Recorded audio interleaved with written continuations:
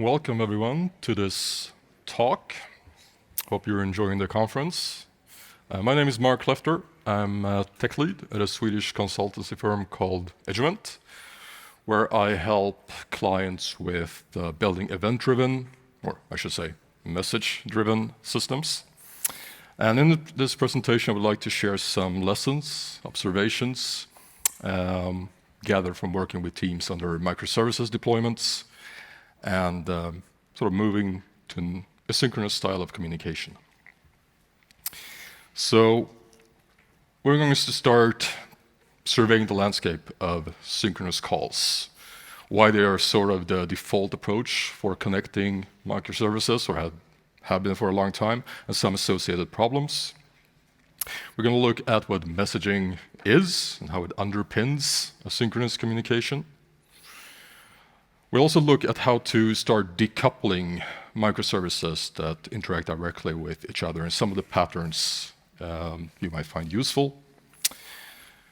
We'll take a stab at trying to implement or see what it takes to implement messaging.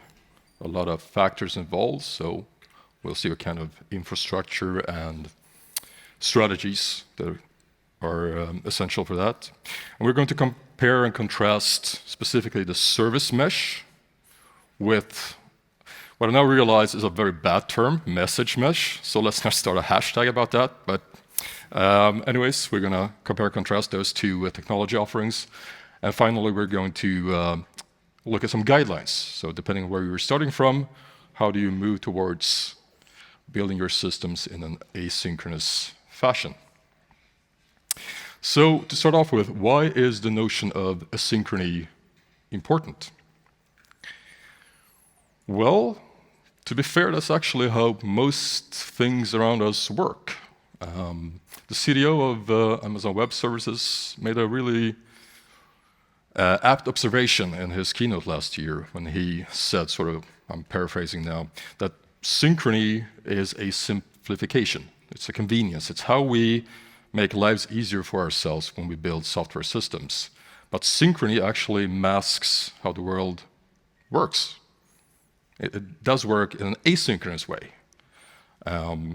So this is true for both physical and digital systems, but we've long tried to make our day jobs easier by simply calling one component from another in a direct style interaction.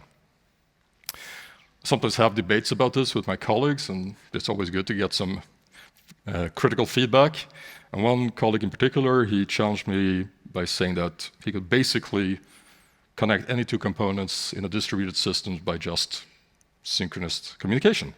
That is true, but if you see how the real world works, say you go to a restaurant, you make an order. Now, you could consider the time between you making the order and receiving your food as a complete synchronous interaction.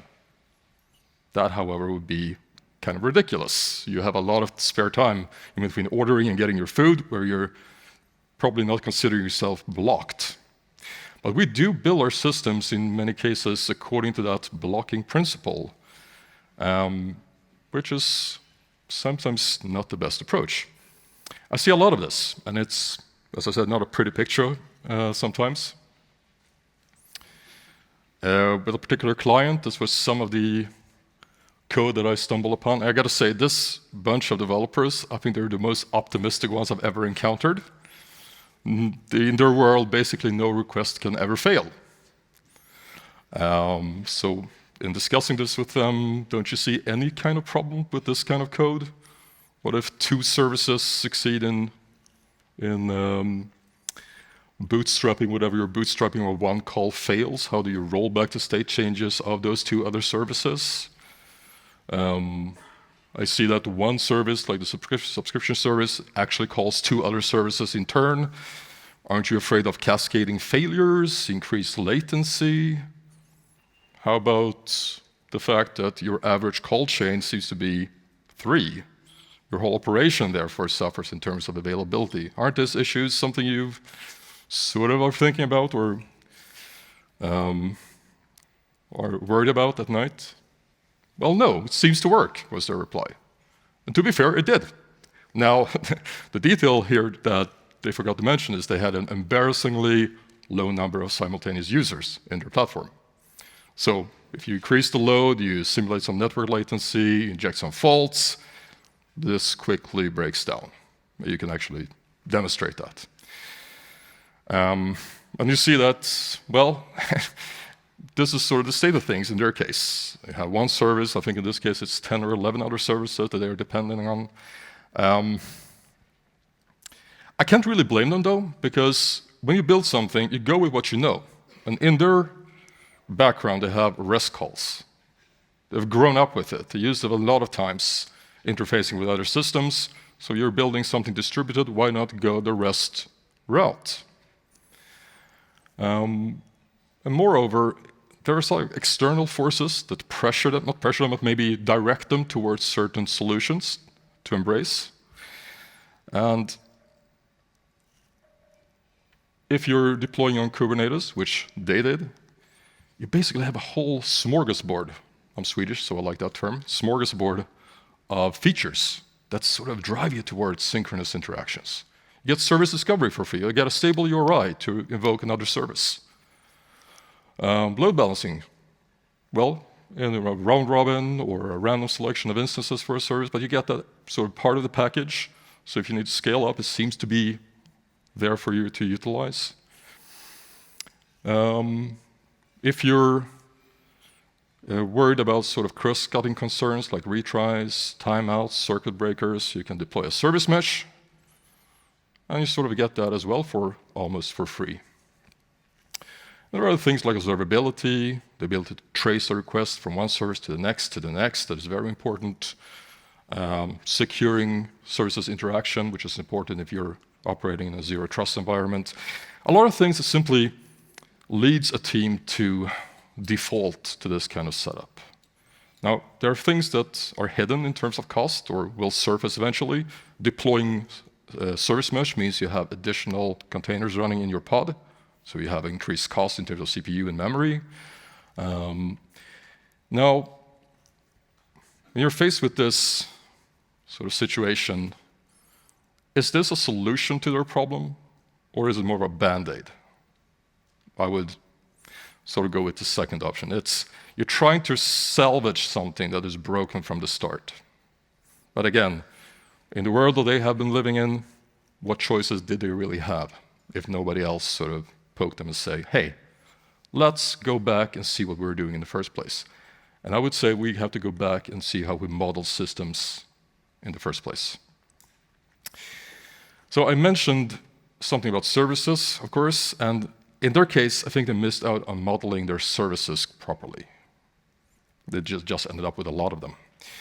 So what I really like to do in those situations is go, again, back to first principles and see how do we model the domain we're trying to implement. So you might have heard of event modeling for modeling your domain. It's very similar to another technique called event storming. So this is a way to sort of break down what is going on in your system and see how it changes over time. So in this case, we have identified a domain within the bike rentals service area. So in Malmo, my hometown, we have a bike rental service that sort of operates according to some of the principles outlined in this model. So what we have here is a station. So I go to the terminal, I enter in my PIN and customer number. If that is verified, the next thing that happens is that a command is issued to request a bike. Now this command has a response. It's not your typical response, but it's an event. So the outcome of a successful request bike command is an event. And that event will carry with it some information. In this case, what bike in the station I'm allowed to pick up. That event in turn updates a view. One view is the unlocked bike view. And it tells the rest of the services in this bike station system that this bike has now been unlocked for some period of time. Now you have a scheduler, an external service that pulls the view or is updated, gets a notification that you need to start a timer. This timer is 60 seconds long, and I have that long to pick up my bike. If I don't, it will be locked again. The way the bike is locked is by the scheduler issuing a lock bike command, which in turn generates a bike locked event. If I happen to pick up my bike, there's another event for that scenario, and that in turn updates the available bike views. Now I've just picked up my bike, I'm ready to go. This way of modeling a system is pretty nice in that each of these boxes, the blue, the green, and the yellow one, they are what you can consider messages. So you have commands, you have events, and you have queries. All of these are messages. And what I like about this model is, and we'll see later, that it maps pretty much one-to-one from the model to your code or to your artifacts you use to implement your system. And I love this. If you ever use a graph database, you probably sort of know what I'm talking about. You can model something on a whiteboard, and the way you structure it in your database is basically a one-to-one mapping. So if you look at these messages in more detail, what are some of the characteristics? We start with commands. And commands have a single purpose. They express intent. So they are routed to a single command handler, which has the responsibility to process and hopefully generate an event, as we saw in the previous slide. They need to be routed in the same order that they are issued, because if I issue a account deposit command followed by account withdraw command, they better arrive in that order so I have enough money in my bank account. I'll come back to this later, it's an important point. These commands just provide a confirmation, acknowledgement. Yes, I processed your command successfully, or I didn't. Something happens, you might get an error back. Sometimes this is called an asynchronous request reply. So you send a command, you wait, but you're not blocking in the true sense. You're just expecting a reply at some later point in time. Then you have events. Events are perhaps the most simplest to understand and use. They simply are pushed out to anyone who wants to consume them. Again, they must be consumed in order because, as we'll see, how you build up certain things according to your events need to be in the order that they were issued or generated. They do not send you back a reply, so you get no result from sending out an event. And finally, you have queries. So queries are requests for information. It can be from one source to a destination and get a result back. You might have several destinations you need to query to get results back. Or you might have, the favorite that I have is subscription-based queries. So you say, I have a query, please get me results over time. So you might get something initially, followed on by additional results as they appear. So given that we can model our systems efficiently with messages, and we have studied some of the characteristics of each message type, how do we use them to implement messaging? So let's start with a typical setup in a synchronous scenario. You have turf services accepting requests, REST style, say. So service A gets a request from someone, and in turn needs to invoke service B using the stable URI that Kubernetes will resolve for you through service discovery. It then gets to send the request to service B, and service B can then distribute the request to one or more instances through some load balancing scheme. How do we move this towards something more asynchronous? How do we decouple this direct interaction? Let's start with a command. And let's start to look at the first service, service A. Instead of a REST request, we send a command to it. And this command is sent through what I'll call a command bus. So a command bus is some broker in the middle that tries to deliver this message to a command handler. And as we saw in the previous model for the bike rental service, if you process a command, the response is an event. Here's a key point. The processing of the command and the generation of the event must happen atomically. You can't simply process a command successfully and then generate an event that maybe is not published due to some error. So we must make sure that both the processing of the command and the generation and publication of the event happens atomically. They both succeed together. This event is then through some other bus called an event bus forwarded to an event handler where you do some additional processing of this event. And again, to decouple the processing of the command from the event must be published on a separate thread. That's the only way we can sort of decouple the synchronous part. So the command is sent to the command handler, it's processed, the requester gets a reply back, and the event is then asynchronously published and forwarded to the event handler. So this was the part with service A in the previous picture. But we have an interaction between this service and the next one. How do we accomplish that? Well, this event handler can in turn send another command through a command bus that forwards it to the next service. And again, we have the same setup in service B. Accept the command, process it, hopefully successfully. Then we send an event as a result or as a response forward through an event bus to an event handler. For many cases, this is enough. This is the call chain from service A to service B. But sometimes, particularly if you're more of a transactional nature in your interaction, you might have some additional confirmation to do.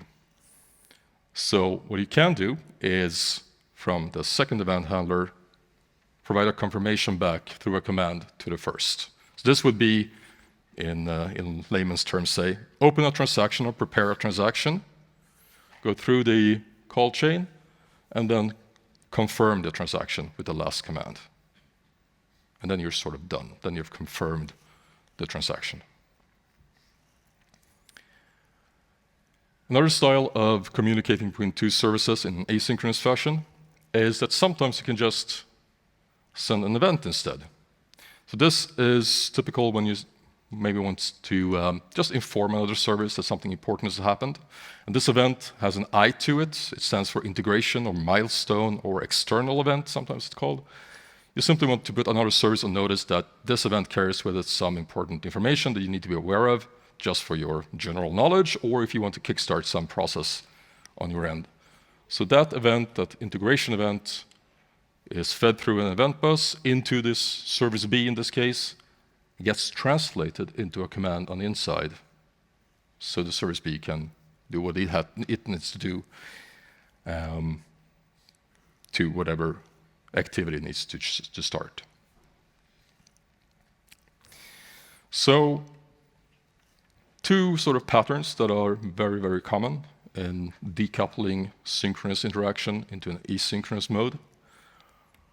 So if you look at what an asynchronous microservice really is, you can sort of put everything on one page and it will be something like this. You have a command bus that accepts incoming commands. It can generate events that are fed through an event bus to an event handler. An event handler can then send commands to the outside, to another service, and we've introduced queries as well. So we have command, event, and a query bus as well. And we have query handlers to process queries from the outside.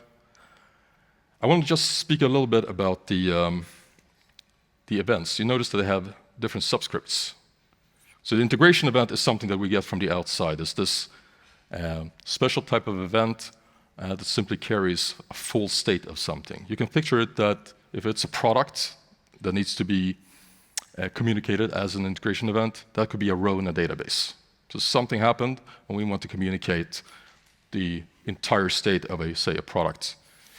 Whereas delta events, ED stands for delta or sometimes domain events, they also carry information about how or why something changed.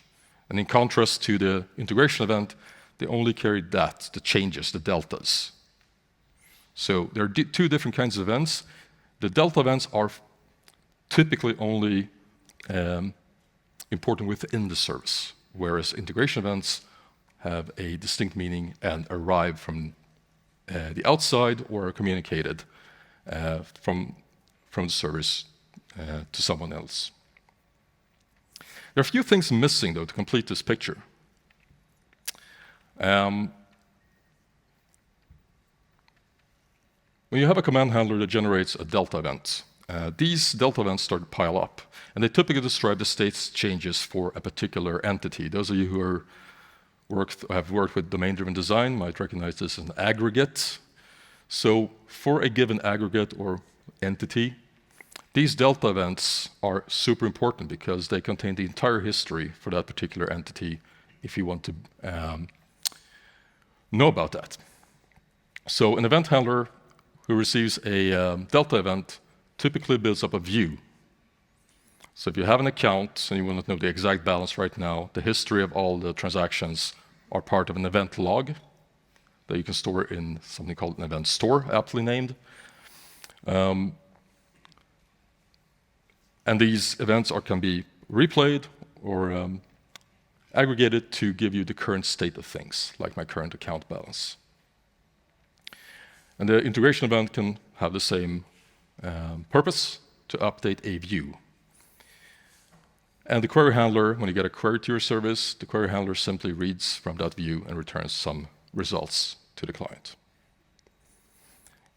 If I mention event sourcing and CQRS, you probably can spot those concepts implemented or part of this slide. You have, in effect, two different data models. In the event store, you have your write model, and in your view, you have your read model.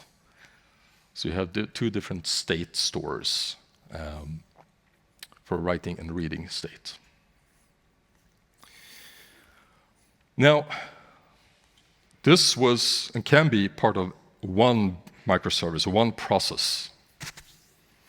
But the cool thing about messaging is you can achieve something called location transparency. And messages aren't, in contrast to regular services in the synchronous mode, they don't have a name, or service don't have a name, like a service A and a port. Messages can be routed to whatever destination makes sense. So all of this can reside in one process, or you can separate out your command handling, query handling, and event handling into separate processes. The messages will be routed to wherever they need to go, but when you send a command, or you generate and publish an event, or issue a query, you're not really aware of where they're going to go. So you're location transparent or location independent. This is very vital because it allows you to go from one process with all of that logic and extract them into separate components, separate processes as you need, as your needs evolve. So how does location transparency actually look in code? If you look at some pseudocode, well, let's say you have an abstraction called a command bus, and you want to send a command. A command is, again, nothing more than a message carrying some data, so we can instantiate such a message. We send it and we expect a result, and we do this typically using async I/O. Again, async I/O is not async communication, it's just how we handle I/O within a particular process. We're not blocking on a thread or something. But in this case, we're just sending a command and we'll get a reply back, hopefully, successfully.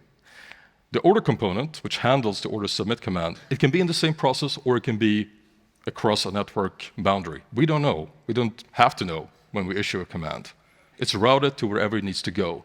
And in this case, it might be in the same process or not, but it will have a command handler that receives the command, process it according to some business logic and validation needs to take place, and then we generate an event that gets published and routed in the same fashion.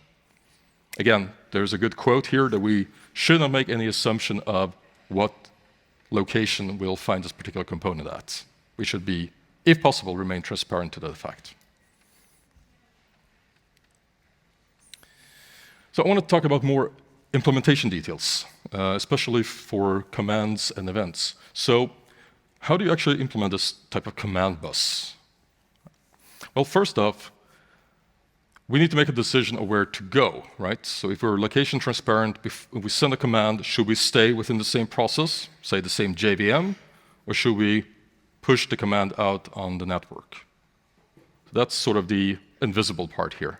But say that we determine that this command needs to go to some other process.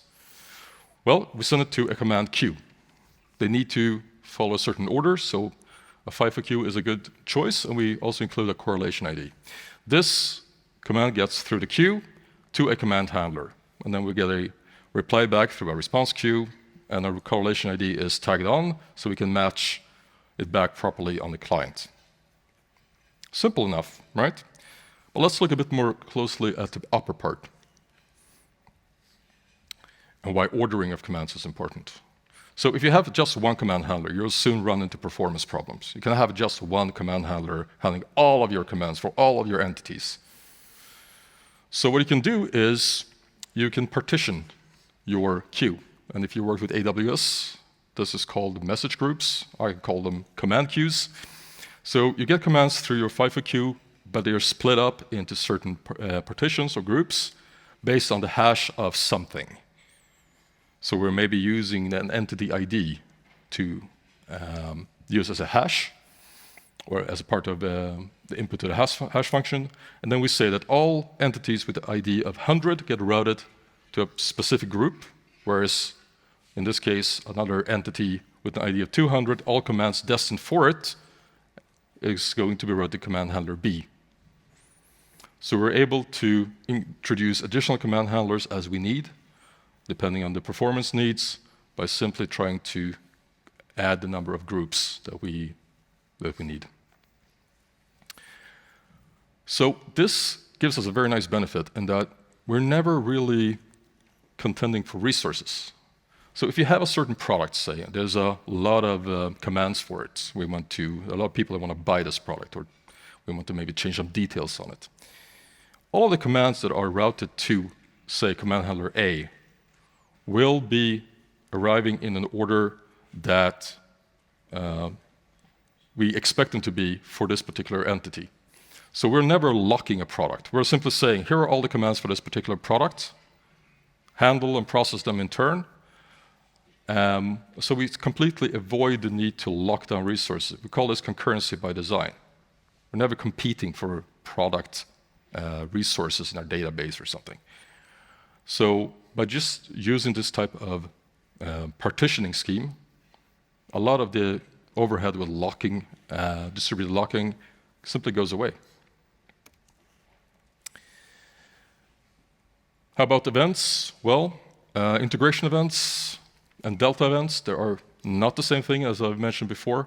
So when you have integration events, this is where a solution like Kafka is very apt to use, because the integration events, we don't need to save all of them.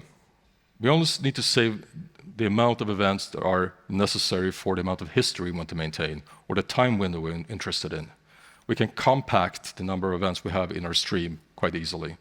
Delta events, the events that make up the history of a particular entity, cannot be compacted that way. We need to store them potentially indefinitely, so we make sure that we can replay from the beginning the state of that entity up until now. There are ways around and making that more optimal, but we can't really do away with events, with delta events, but we can compact and remove integration events as we see fit. And for delta events, that's where an event store comes into play, and that's where our events are actually stored. The event bus is not actually a place where events are stored durably, but it's an interaction with the event handler and the event store saying, hey, I've just processed this event, can you give me the next one? And the event bus is just, again, a queue through which events are forwarded. But the main interplay is between the event handler and the event store. So let's compare synchronous technologies with asynchronous technologies, the service mesh versus the message mesh. So again, service discovery in Kubernetes, you get, if you have an address to an endpoint to a service, you can just invoke it as you typically would do in a REST call, say. But in messaging, we have location transparency. We have a command, we send it out on the bus. Where it ends up, it's not really immediately apparent. It doesn't have to be. But we don't have any particular names for our service that we need to use in order to send them something. Load balancing, in Kubernetes, you get that basically for free, or more advanced schemes if you use a service mesh. How is load balancing carried out in messaging? Well, pretty much the way we just saw with the command queue. In Kafka, you have partitions.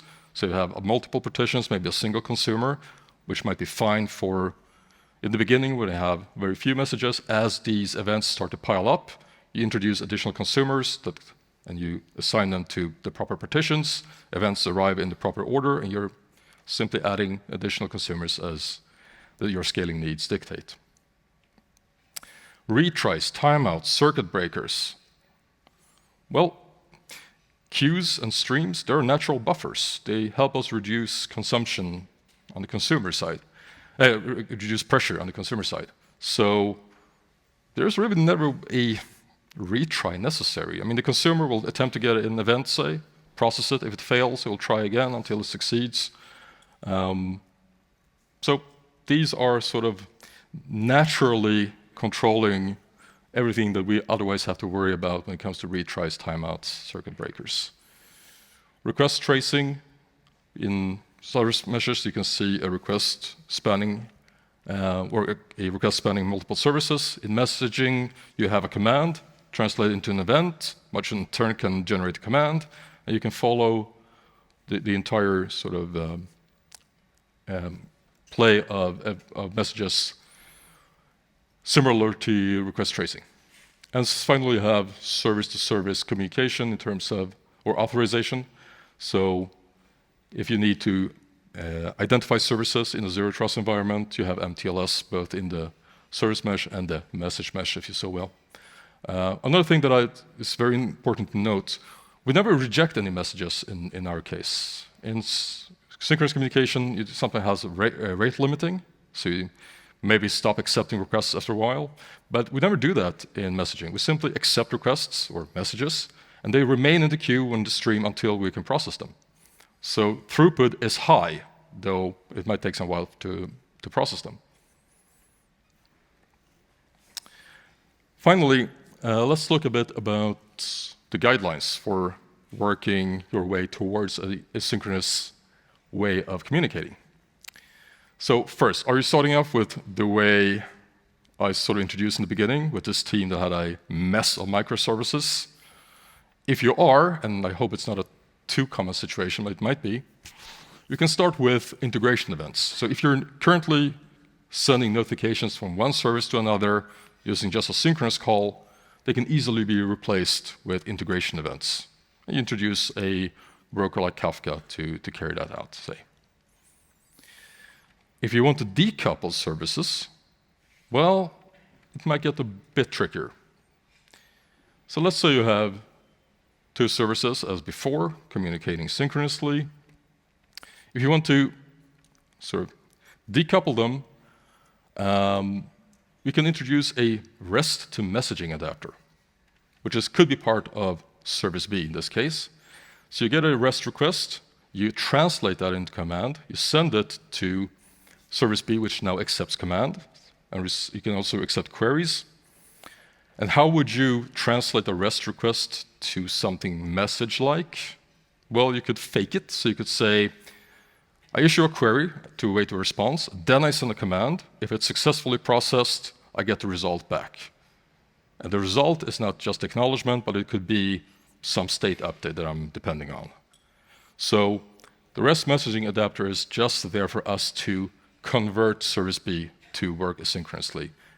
Once we've done the same for the first service, service A, we can simply sunset the adapter because we now have everything we need for those two to interact using commands and queries. This is sort of a strangler pattern-ish way of doing it. Depending on the time and amount of resources you have, it could be a way to go. Sometimes you're way beyond this, so you'll have to start from scratch, but I've seen this technique being utilized several times. Now, if you're greenfield, if you're starting from nothing, and you have all the options in the world available to you, I would start with a monolith and build it that way. So I would forget about microservices for now. I would still do the event modeling, make sure that I had my boundaries about my potential services just right, but I would build them in one process, running one process, and I would utilize location transparency to make sure that whenever I need to, I can extract certain parts of it, and I will know that my commands or my queries will be routed to where they need to go because I've built it that way from the start. This might be somewhat counterintuitive, seeming that this is a talk about microservices, But it's, again, where some of the good principles of messaging allows you to start with, in this case, a monolith, and then explore other options later. And finally, some parts about infrastructure.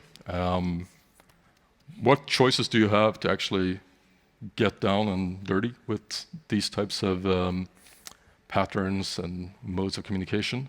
You'll need a message router, not only one, but possibly several. We talked about queues, so you need some sort of queuing service like a RabbitMQ or Apache Pulsar, or if you're in love with a particular vendor, you can use AWS services like SQS for this. I mentioned Kafka for streams. So Redis is currently offering both queue semantics and streaming semantics. So you have a lot of options in terms of the messaging infrastructure. In terms of event stores, the database specifically designed for storing events for a particular aggregate or entity. There is Event Store DB, and as we'll mention shortly, something called Exonic, which I very much like. The infrastructure is important, don't get me wrong. I think as important are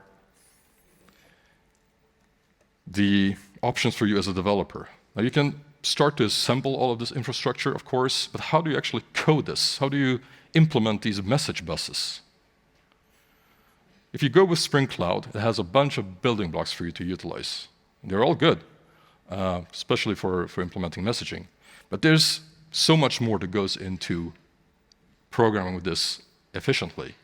So you need some kind of a glue code for the consumer side as well as the producer side.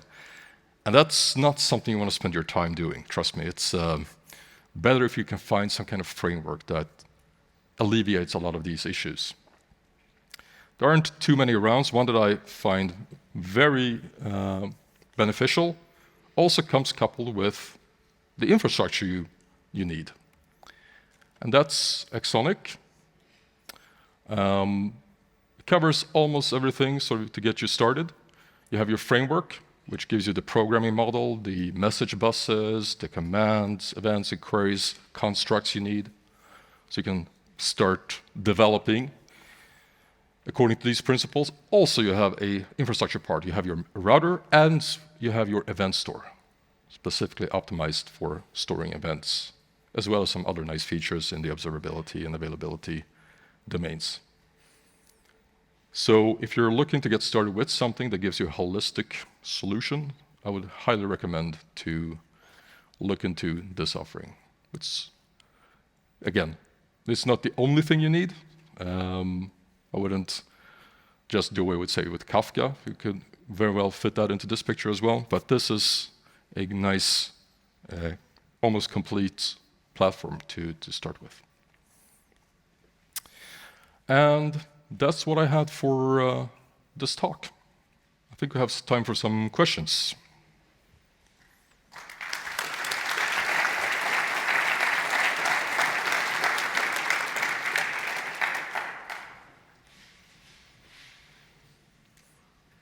Yep. Is there, yeah. Thanks a lot for an inspiring talk. I also did a lot of this with this event source synchronous and so on. What I found particularly really hard is when you decouple commands like you did. I mean, you get a perfect isolation of things. You can scale things independently. How this, however, doesn't work well together is with your user interface, especially when you REST-based interfaces, because they really expect a reply. So I found a solution for that for myself, but I'm curious what would be your take on, because otherwise you would have to probably a WebSocket or some other kind of back channel to UI, which makes UI development considerably more difficult than if you just would have your GraphQL or your normal REST interfaces. Yes. I purposely avoided that topic in my talk, so I only focused on the backend side, but you can't really implement all of this without thinking about the front-end part as well. So yes, if you want to be more message-driven, you should look into sort of extending that to the front-end as well. So you have server-side events or you have WebSockets to sort of extend this type of technique further on. But it also means that your UI thinking needs to change. So one thing I often see is you have something in your UI and you need to submit something to the backend. And you get a spinner. So it's showing you that something is going on, you need to wait for the result. Now, optimistic updates is something I've tried to convey to a lot of developers, that it's a very nice approach, especially in this phase, but optimistic updates doesn't seem to take on that well. And what is an optimistic update? So if you ever clicked on a like button on a tweet, that is an optimistic update. You don't see a spinner to update the like on your backend. It's immediately reflected in your view, and if something should go wrong on your backend, then you'll simply get an alert saying, yeah, we revert back to an unliked tweet. These kinds of techniques is something that goes very well along with this type of message-driven communication. But you need to reorient how you design and implement your UIs if you want to get the whole experience and functionality end-to-end.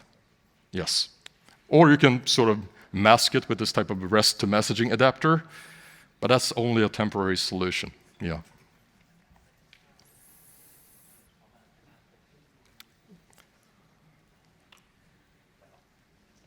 Yep.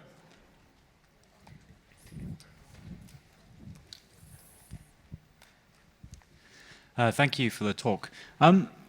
What's the best way? I was thinking when you were talking about queues and a lot of the sort of messages that you're passing around, what's the best way to handle back pressure in these systems? If you end up with, you're not always going to get perfect performance, if there's some, too much load arrives, and you were saying that you always accept messages. So do you ever run in a situation where you hit physical constraints, and what do you do there? Yeah, so there, of course, a queue can only handle that much. And of course, if you have an interplay between the event handler and the event store, like you have for domain events or delta events, there is a way to sort of slow down the pushing through of events until you have enough capability to process them in the event handler. So in some cases, yes, there's a way to coordinate and make sure that you reduce the pressure on the event handler side. But these infrastructure parts, like queues and streams, they are pretty much designed for high throughput. So unless you have a really special case, I simply rely on that capability to maintain high throughput until I notice something that needs to be adjusted in that regard. Yeah. Thank you for the nice talk. I have one question around, so I'm here. There you go. Hi. Yes, sorry. Yeah. So it was a very nice talk. I understand for the scalability, it's a very nice system. But what I understand about the synchronous, it's very easy to test. Now we have so many moving parts when we break into event-based. How do you suggest us to test as a whole? So you can still have sort of an end-to-end testing mindset, even though there's a lot of asynchronous communication going on. So much like you end-to-end test synchronous communication, that's same principles still apply in an asynchronous situation. But yes, you have testing in different sort of contexts. So one way that you do unit tests, for example, is instead of sort of doing integration tests and mocking, sometimes you just need to sort of verify that a given command produces a number of events in a certain order. You need to check that that sort of flow is what you expect. You can easily write unit tests for that. For larger scale, you can test processes, like the pattern where one service communicates with the second one and then confirms the entire sort of prepare and confirm scenario. You can test the entire process, or if you've heard the term sagas, as well. So there are ways to put a saga under test that involves two components with commands and events. Again, the XM framework provides a lot of support in that regard. Thank you.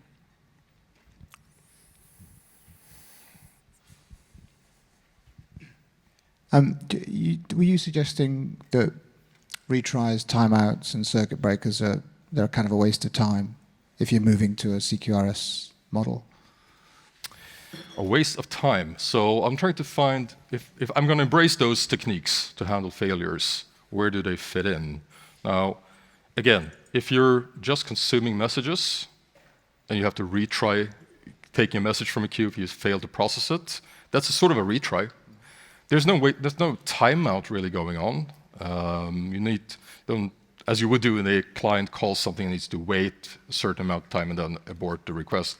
Here we just retry, just pull it again, so to speak, try to process it. Now, processing might fail and it never sort of seems to succeed. What do you do then with events that simply fail all over again multiple times? Well, you maybe need a dead letter queue as well. So you need to store these events that simply fail all the time until you can handle them later.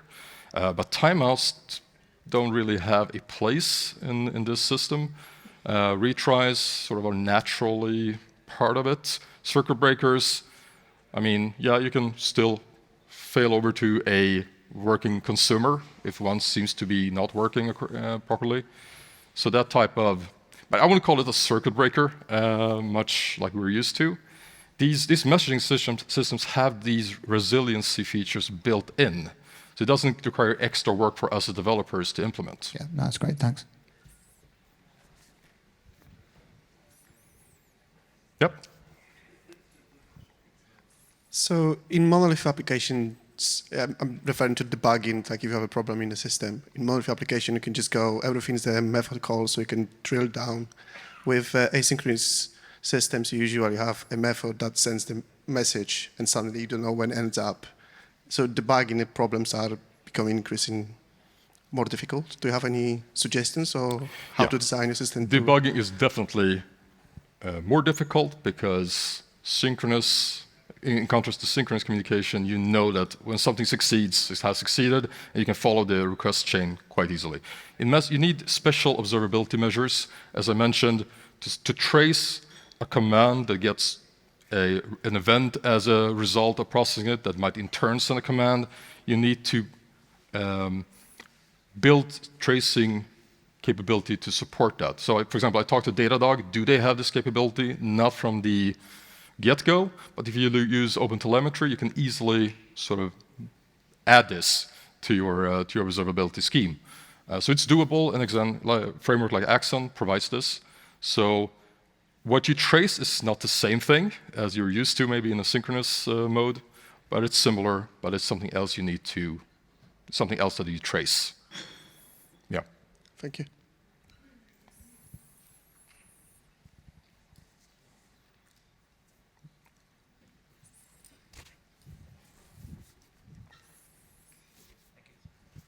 Hey, thanks again.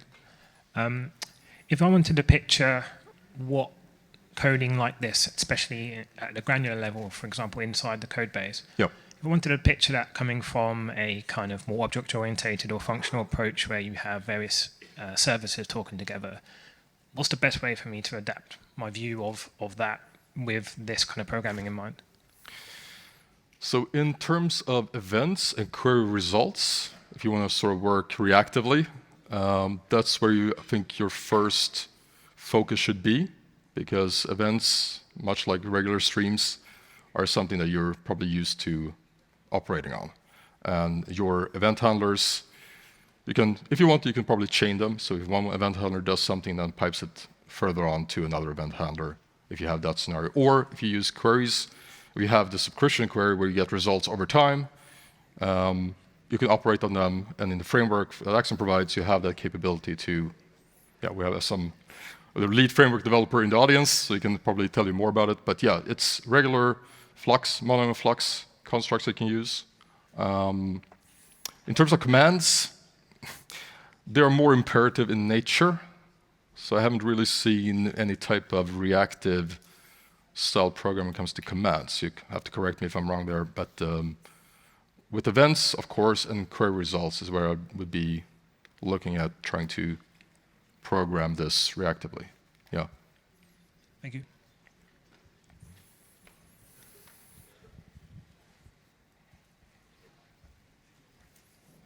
Anything else?